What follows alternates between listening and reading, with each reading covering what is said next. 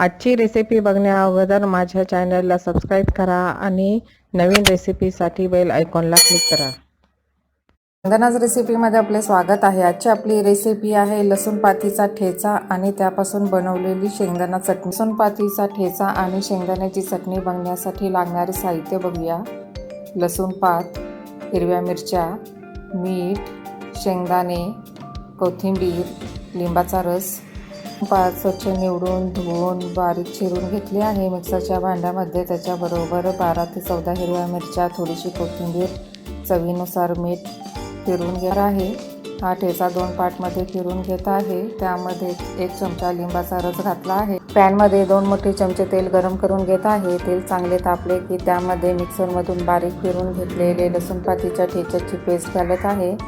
4 ते 5 मिनिटं low to medium हीटवर व्यवस्थित लसूण पातीचा ठेचा परतून घेत आहे। त्यामध्ये 1 चमचा लिंबाचा रस घातल्याने ठेचाचा हिरवा रंग तसाच टिकून राहतो। तसेच त्यामध्ये मी थोड्या कमी तिखट हिरव्या मिरच्या घालत आहे। तुम्हाला हवे तर तुम्ही तिखट हिरव्या मिरच्याही त्यामध्ये घालू शकता। थंडी संपत आली की लसूण पात बाजारात भरपूर प्रमाणात मिळते। याचा ठेचा किंवा शेंगदाण्याची चटणी भाकरी व चपातीबरोबर खूप छान लागते। यातील अर्धा ठेचा वाटीत काढून ठेवत आहे।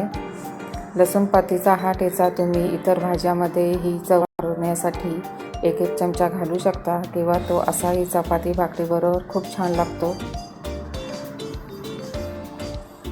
शेंगदाणे भाजून त्याचा जाडसर कूट तयार केला आहे। लसूण पातीच्या ठेच्यामध्ये 1 वाटी भाजलेल्या शेंगदाण्याचा कूट घातला आहे। 4 ते 5 मिनिटं लो टू मीडियम हीटवर शेंगदाण्याची चटणी भाजून घेणार आहे। त्यामुळे शेंगदाण्याच्या चटणीला खूप छान चव व कुरकुरीतपणा येतो। त्यामध्ये चवीनुसार थोडेसे मीठही घालणार आहे। तर तयार आहे आपली लसूण पातीच्या ठेच्यातली शेंगदाण्याची चटणी। जर तुम्हाला माझा हा व्हिडिओ आवडला असेल तर लाईक, शेअर, सबस्क्राईब आणि बेल आयकॉनला क्लिक करायला विसरू नका। थँक्यू।